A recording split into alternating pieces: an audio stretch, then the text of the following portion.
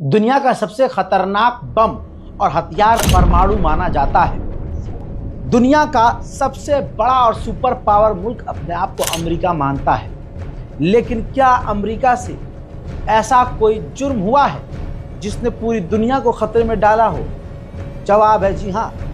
भले ही ये कितना बड़ा सुपर पावर हो, लेकिन इस मनहूस ने कई बार पूरी दुनिया को बड़े खतरे में डाला है। आज मैं एक ऐसे हादसे की बात करूंगा कि अमेरिका की लापरवाही की वजह से अमेरिका ने 4 परमाणु बम दूसरे इलाके, दूसरे मुल्क स्पेन पर ही गिरा दिए थे। बहुत कम वक्त में इतिहास की सच्ची जानकारी सबूत के साथ मैं आपको बता रहा हूं। रज़ाग्राफी सोशल को सब्सक्राइब कर लीजिए ताकि इसी तरह की जानकारी आपको मिलती रहे। दोस्तों, साल था 1966, जनवरी 17। दोस्तों, एक जगह है स्पेन में, पालोमार्स। उस जगह पर अचानक से आसमान में मौजूद अमेरिकी B-52 परमाणु बम्बर ने 4 परमाणु बम गिरा दिए। अब सोचिए, न स्पेन की अमेरिका से कोई लड़ाई, न अमेरिका की स्पेन से कोई लड़ाई, तो यह हुआ कैसे? दोस्तों, यह था एक परमाणु एक्सीडेंट, परमाणु हादसा।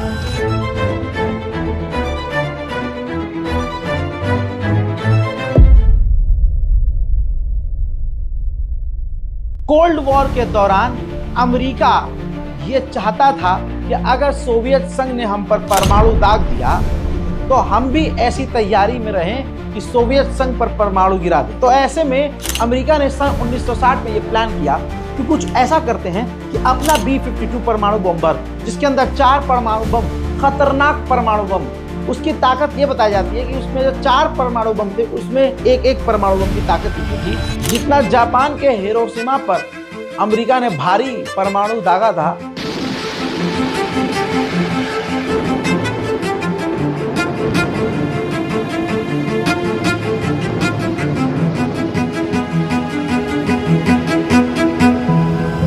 उससे 100 गुना ज्यादा ताकतवर एक परमाणु बम था, क्योंकि सोवियत संघ के हिसाब से उसने सबसे खतरनाक परमाणुओं को B-52 बॉम्बर में लाद कर 24 घंटे के लिए ये कह दिया था कि ये गश्त करते रहेंगे, ताकि अगर सोवियत संघ ने हम पर परमाणु दाग दिया तो हमारा ये परमाणु बॉम्बर बाहर का बाहरी रशिया पर, यानी आज के रशिया पर, उस वक्त के USSR यानी सोवियत संघ पर परमाणु गिरा देगा। हजरात, इसी दौरान देखिए, ये जो ऑपरेशन लॉन्च किया था ये खास सोवियत संघ के खिलाफ था।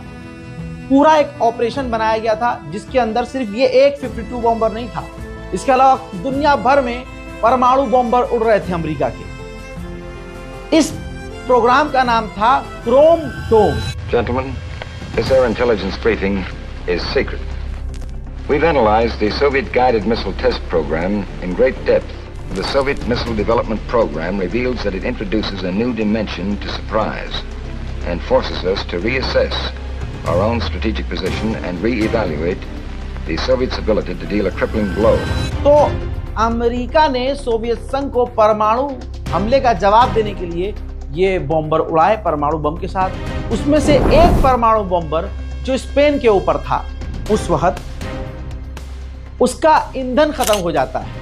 तो अमेरिका का एक KC-135 ये टैंकर था, तो नीचे B-52 परमाणु बॉम्बर और उसके ऊपर KC-135 टैंकर अमेरिका का वो ईंधन भर रहा था। ऐसे में बता दूं कि इसकी जमीन से ऊंचाई 31,000 फीट ऊंची थी। इतनी ऊंचाई पर KC-135 जो टैंकर है वो परमाणु बॉम्बर B-52 को रिफ्यूल कर रहा था। उसी दौरान न जाने क्या हुआ, जो टैंकर है वो और नीचे जो परमाणु बॉम्बर है वो आपस में टकराए, झटका लगता है, टकरा जाते हैं। और ऐसे में क्या होता है, वो टैंकर जो जिसके अंदर ईंधन था वो पूरी तरह से फट जाता है, इंजन में आग लग जाती है और उसके अंदर 4 क्रू मेंबर थे, पायलट थे, वो उसी वक्त मारे जाते हैं। अब नीचे था B-52 बॉम्बर, वो चटक जाता है, टूट जाता है। और इस हादसे के हादसा हो रहा था, उसी दौरान जो 4 परमाणु बम उस हादसे के अंदर जो B-52 बॉम्बर था उसके अंदर से टूट के, यानी वो परमाणु बॉम्बर टूटता है उसके अंदर से परमाणु 4 बम स्पेन के पालोमारेस के इलाके में जाकर बूम गिर जाते। गनीमत ये रही कि चारों में से फटता कोई नहीं है, लेकिन खबर यह है कि उनमें से 2 में क्रैक पड़ जाता है और एक समुंदर में गिरता है और एक बिल्कुल सही सलामत था, जो बिल्कुल ठीक ठाक था, जमीन पर गिरा था। और 2 भी, इसके अलावा 2 और थे, वो क्रैक हो गए थे, वो भी जमीन पर गिरे थे। और इसके बाद अमेरिका और स्पेन में और पूरी दुनिया में हड़कंप मच गया। फिर अमेरिका ने इतिहास का सबसे बड़ा रेस्क्यू प्लान शुरू किया, और उसे करना ही पड़ता।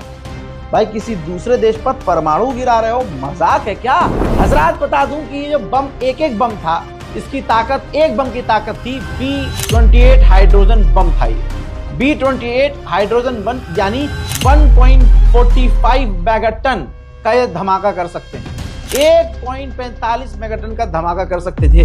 ऐसे इतिहास के सबसे खतरनाक परमाणु बमों से ये परमाणु बम थे जो स्पेन की धरती पर जाकर गिर गए। अब अमेरिका के हाथों ये सबसे बड़ा पाप हो गया था, गलती हो गई थी।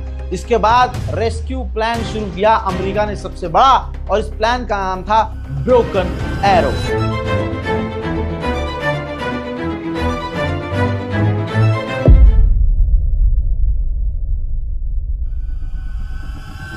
दोस्तों, अमेरिका की 4000 फौज ने इस ऑपरेशन रेस्क्यू में, यानी परमाणु बम ढूंढने में अपना योगदान दिया और इसमें शामिल हुए। यानी समुद्र में भी ढूंढने के लिए अमेरिका की सेना उतरी, अमेरिका की नेवी पहुंची। स्पेन के उस इलाके में चप्पे चप्पे का दौरा अमेरिकी सेना कर रही थी हजरात, जो कि 2 बम के क्रैक हो जाने से, 2 बम क्रैक भी हुए थे जिसमें चटक आ गई थी, और उससे जो है रेडियो एक्टिव प्लूटोनियम लीक हो गया, जिसकी वजह से हजारों एकड़ जमीन और उस पूरे गांव में रेडियो एक्टिव फैल गया। यानी एक खतरनाक संक्रमण, परमाणु संक्रमण फैल गया।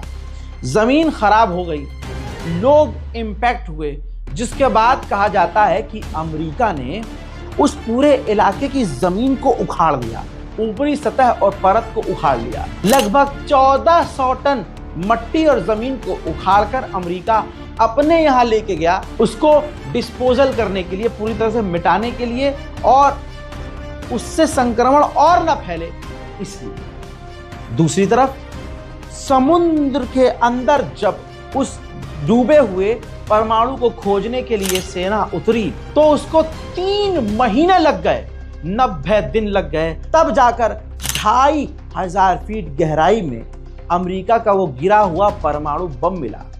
अब इस दौरान पूरे स्पेन में हड़कंप ये मचा कि मेडिटेरियन सागर में अब तो भाई जहर फैल गया, बम गिरा है। इतना बवाल हुआ कि अमेरिकी अधिकारी, अमेरिकी सेना के कमांडर और अमेरिकी एम्बेसडर को उस समुद्र में उतरना पड़ा, लोगों को साबित करने के लिए कि पानी ये बिल्कुल सुरक्षित है। Ambassador, you detect any radioactivity in the water? If this is radioactivity, I love it. अब अमेरिका ने उस वक्त यकीन दिलाना शुरू किया उन गांव वालों को, स्पेन के गांव वालों को, कि आपको रेडियो एक्टिव से कोई भी संक्रमण नहीं फैलेगा, आप बिल्कुल सेफ हैं। लेकिन सच्चाई उसके परे थी। लोगों को उस समय बीमारियां हो रही थी और वो रेडिएशन से प्रभावित, संक्रमित हुए थे। लेकिन अमेरिका ने नहीं माना, ना उस वक्त उनको कोई मेडिकल क्लेम दिया, ना मेडिकल हेल्प दी, ना आज तक अमेरिका ने कोई पैसा उन लोगों को, यानी जो उससे पीड़ित हुए, जो उससे परेशान हुए, जो इन्फेक्टेड हुए, उनको कोई भी मुआवजा अमेरिका ने नहीं दिया। स्पेन के पालोमार्स की जमीनें आज भी, कई गांव और कई ऐसी जमीनें हैं जगह जगह पर जहां कहा जाता है कि रेडियो एक्टिव फैला हुआ है, और अमेरिका आज भी स्पेन से कह रहा है कि हम उस जमीन को साफ करने के लिए तैयार हैं। और अमेरिका लगातार स्पेन से इस बारे में चर्चा करता रहता है, बात करता रहता है। अमेरिकी अधिकारी ने बीबीसी को बताया था कि यह कोई पहला हादसा नहीं था। इससे पहले भी कई हादसे हुए, लेकिन वो अमेरिका के अंदर ही परमाणु हादसे हुए। यह पहला हादसा था जो अमेरिका के बाहर हुआ, और अमेरिका की इतनी बड़ी गलती, ऊपर से अमेरिका का इतना बड़ा नुकसान कि B-52 बॉम्बर तबाह हुआ, उसका एक टैंकर तबाह हुआ, के लोग मारे गए और परमाणु बम भी बर्बाद हुए और दूसरा देश भी खतरे में पड़ गया। सुपर पावर होने का मतलब ये नहीं है कि तुमसे कोई गलती नहीं हुई होगी। हज़रात, अगर देखा जाए तो ऐसी गलतियां अमेरिका ने भर भर कर की हैं। ये इतिहास की वो गलती है जो इतिहास के काले पन्नों पर आज भी गुदी हुई है। लेकिन सवाल ये है कि आपको ये बताएगा कौन? तो जवाब है मोहम्मद रजा। रजाग्राफी सोशल पर ऐसी ही जानकारियां आपको हम देते रहेंगे। इंटरेस्टिंग लगा तो इस खबर को शेयर कीजिएगा, इस रिपोर्ट को शेयर कीजिएगा, क्योंकि ये असली खबर है, असली बात है, ये असली इतिहास है। जय हिंद।